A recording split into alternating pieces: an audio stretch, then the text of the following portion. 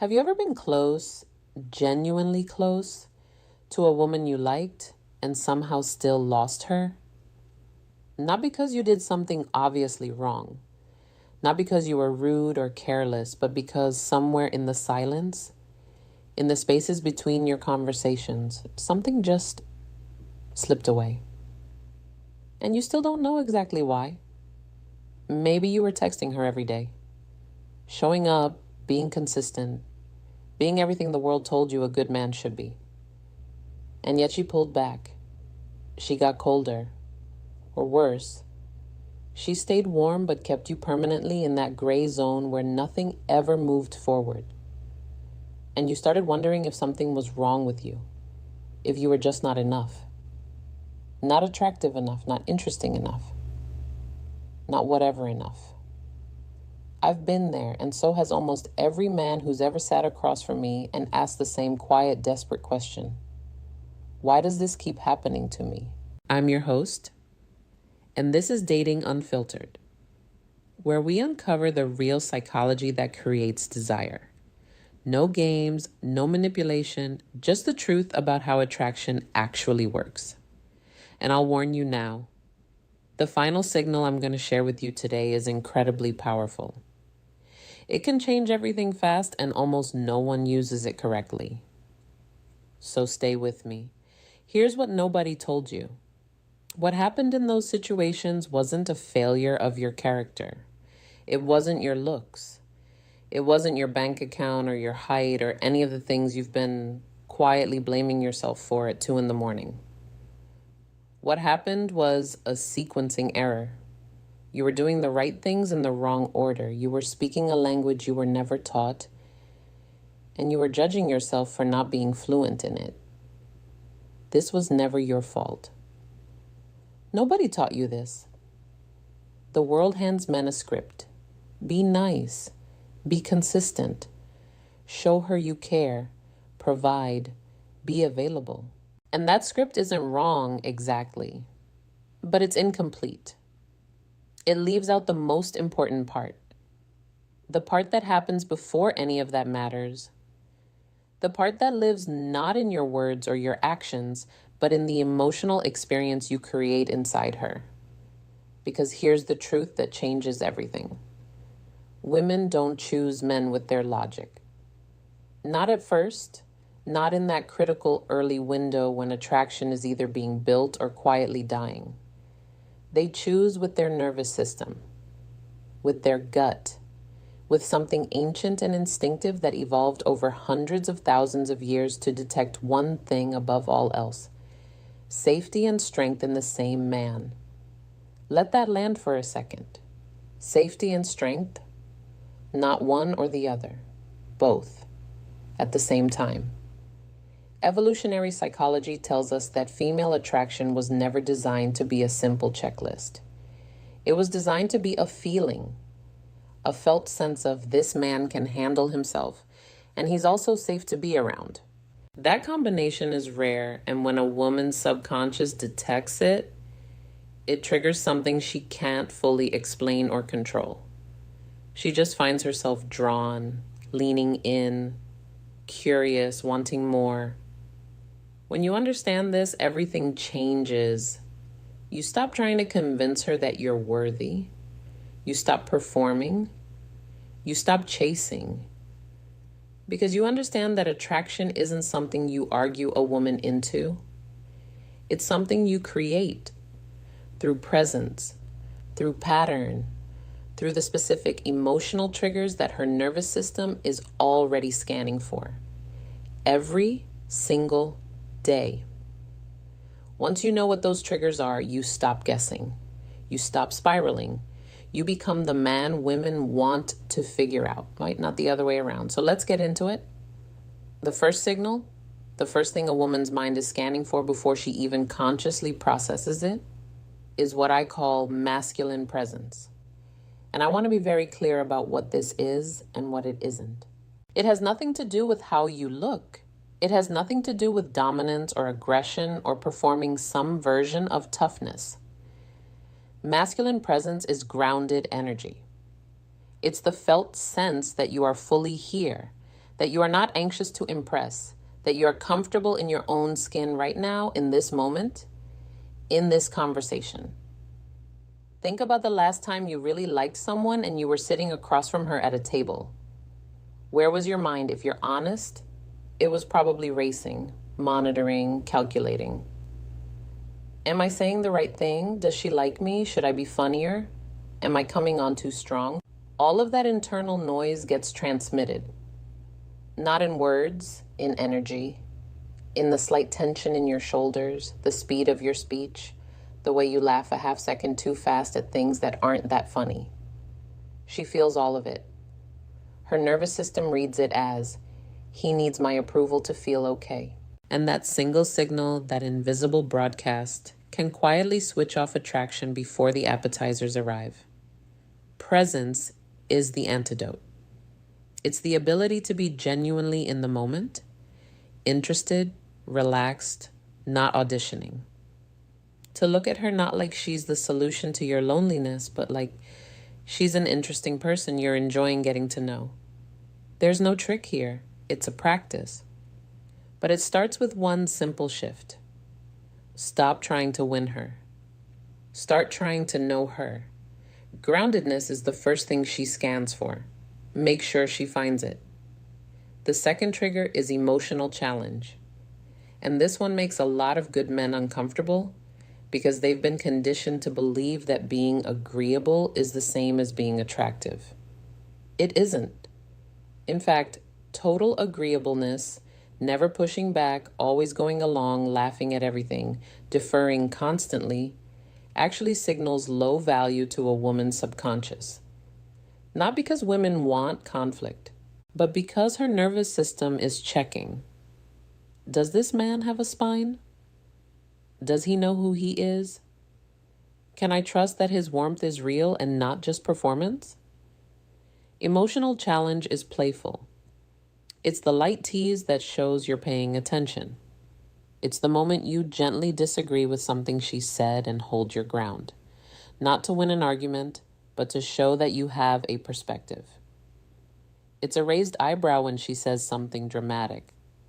It's the half smile that says, I see you, instead of I'm desperate to impress you. Polarity creates electricity. When you eliminate all tension, all challenge, all mystery, you also eliminate the spark. Don't be the man who agrees with everything. Be the man who makes her work just a little to understand you. The third trigger is selective attention. This one is about scarcity. Not as a manipulation tactic, but as a reflection of genuine reality. Men with full lives, men with purpose, men who are genuinely busy and engaged with the world, those men have naturally limited attention. And that limitation is magnetic. When you are the man who replies within 3 seconds every time, who always has time, who makes himself available on demand, you're communicating without saying a word that she is the most important thing in your world. And that might sound romantic, but to her nervous system, it often reads as, he has nothing else going on, he is orbiting me. And orbit is not attractive. Orbit is pressure. Build your life, pursue your goals, have friendships that matter, have projects you're genuinely excited about. Not as a strategy, as a reality. And when your attention is something that has to be earned, that attention becomes genuinely valuable. Give it fully when you give it. But make sure it means something because it isn't infinite. A man with a full life doesn't chase. He invites. If this is making sense so far, hit subscribe and join the Gentle Mind community. It helps more men learn what they were never taught. There are men watching this right now who needed to hear exactly what you just heard. And your subscription helps us reach them. Now, the fourth trigger. And this one is quiet.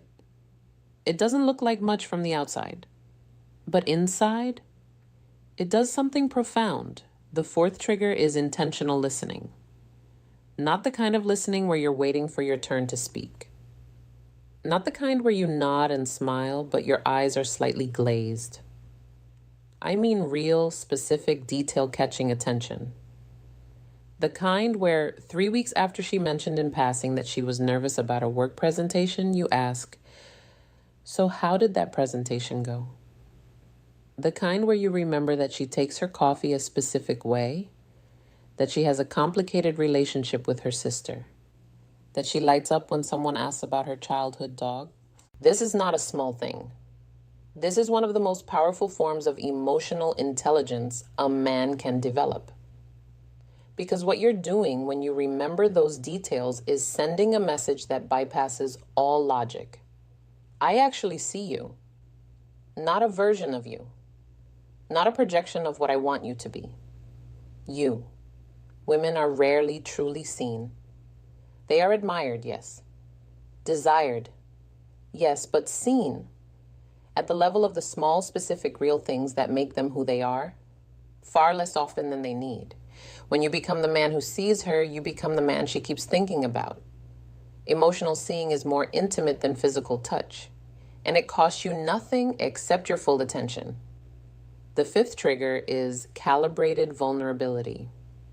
And this might be the most misunderstood concept in all of dating psychology, because men tend to fall into one of two traps. Either they never open up, they stay closed, armored, performing strength, and she never feels close to them. Or they open up too fast, too heavy, too much, too soon, and she suddenly feels like she's become his therapist instead of his romantic interest. Calibrated vulnerability is the narrow path between those two failures. It means sharing real things, real experiences, real emotions, real uncertainty, but doing it from a place of self-awareness, not neediness. It means saying, "I've had moments where I really doubted myself," rather than, "I need you to tell me I'm okay." It means letting her see the human behind the composure without making her responsible for holding it together. The key word is calibrated. You match the depth of what you share to the depth of the connection you've already built. You don't open a wound on the first date. But by the third or fourth conversation, you let something real surface. Something that says, "I'm not performing. This is actual me. Take it or leave it." Strength without vulnerability feels like a wall. Vulnerability without strength feels like a flood. Learn to do both at the same time. The sixth trigger is gradual physical touch. And I want to address this one carefully because it's often where men either freeze completely or push too hard. And both extremes kill what could have been something real. Physical touch, done right, is not about escalation for its own sake. It's about communication. It's about creating a small, warm bridge between two people who are becoming something to each other. A hand briefly on the back as you walk through a door, leaning slightly closer when you want to hear what she's saying. A touch on the arm when you're both laughing. Small, light, respectful moments of physical contact. Here's the science. Oxytocin, in the bonding hormone, is released through touch. Not through intensity of touch, but through frequency and comfort. Small, repeated, comfortable physical contact over time builds a sense of closeness that hours of conversation can't replicate in the same way. The body speaks a language the brain doesn't fully translate. Learn to speak it gently. The rule is always the same. Touch should feel like a natural extension of the moment, never like a calculated move. If it feels natural to you, it will feel natural to her. If it doesn't, wait. There is no rush. The right touch at the right moment does more than any word you've ever said. Light is powerful. Respect is attractive. Patience is its own kind of strength. And now, the seventh trigger. The one I warned you about at the beginning. The one almost no one uses correctly. This is controlled unpredictability. Let me explain why this works at a neurological level. The human brain's reward system, the dopamine pathway, yes, is activated most powerfully not by consistent reward, but by variable reward.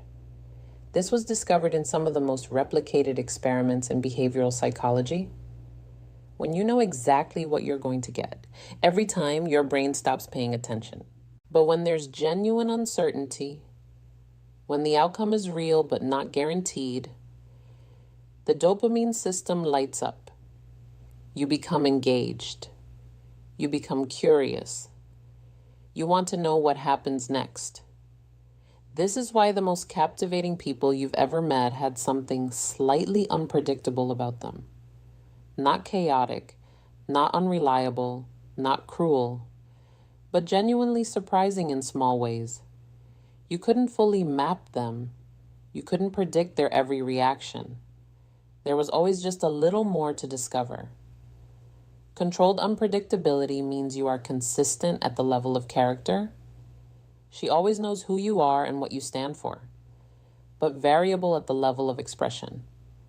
Some days you call, some days you send a single unexpected message that makes her smile. Sometimes you suggest something surprising. Sometimes you respond with unexpected depth to something she thought was casual. Sometimes you hold back in a moment she expected you to move forward. The key word, again, is controlled. This isn't playing games. This isn't hot and cold to create anxiety. This is being genuinely, fully, complexly yourself, which is always more interesting than a man who is perfectly predictable. Mystery isn't distance. Mystery is depth. And depth keeps someone coming back. Here's what I want you to take away from everything we've covered today. Not as a list of tricks, not as a script to run on someone, but as a new way of seeing yourself and what you're capable of. You're not broken. You were never broken. You were just operating without a map. And now you have one. Masculine presence tells her you're grounded before you say a word. Emotional challenge shows her you have a spine and a perspective. Selective attention makes your time something that actually means something. Intentional listening tells her she is actually seen, maybe for the first time. Calibrated vulnerability lets her see the real man behind the composure. Gradual physical touch builds a closeness that words alone can't create. And controlled unpredictability keeps her genuinely curious about who you are and what happens next. None of this is about becoming someone you're not. All of it is about becoming more fully who you already are. These are not tricks. They are tools. And like all tools, they are only as good as the intention of the man holding them. Use these with respect. Use them with awareness.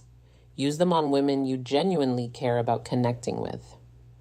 Not to score, not to manipulate, but to build something real.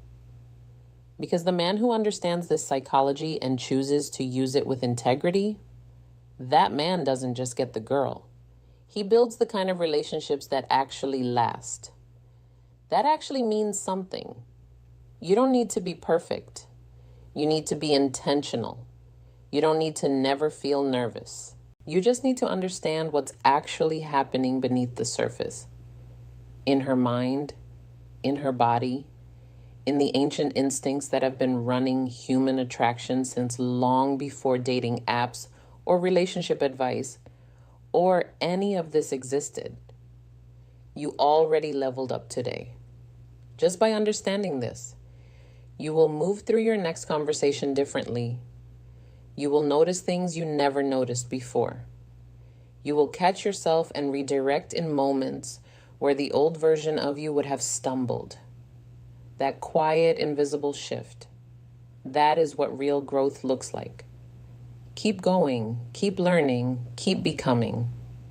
If you're ready to stop chasing and start becoming the man women genuinely desire, subscribe to Dating Unfiltered now. Turn on notifications because the next one will shift your reality again.